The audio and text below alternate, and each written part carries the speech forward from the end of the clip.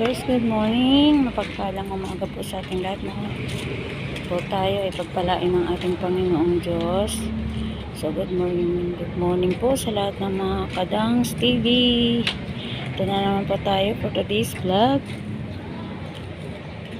Magkahauling po tayo ng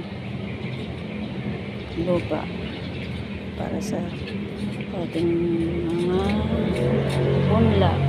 So ayun na guys, ready na sila. Hapon labo yun guys. Tapos ito po yung pagtataniman.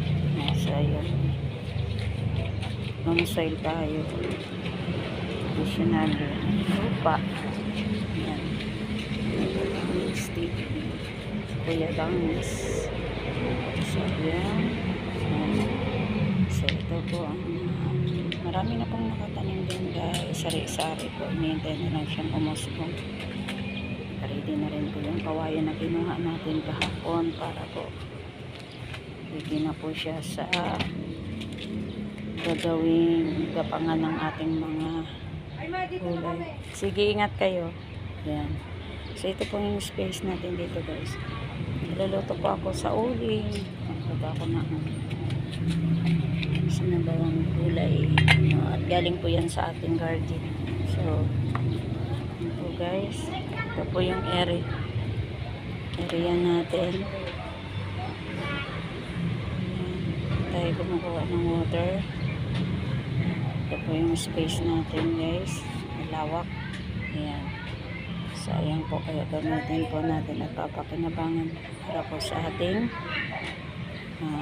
mga gulayan. Ayan po si Kuya Dang tatanim.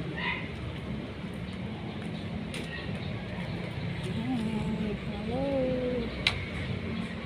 So guys,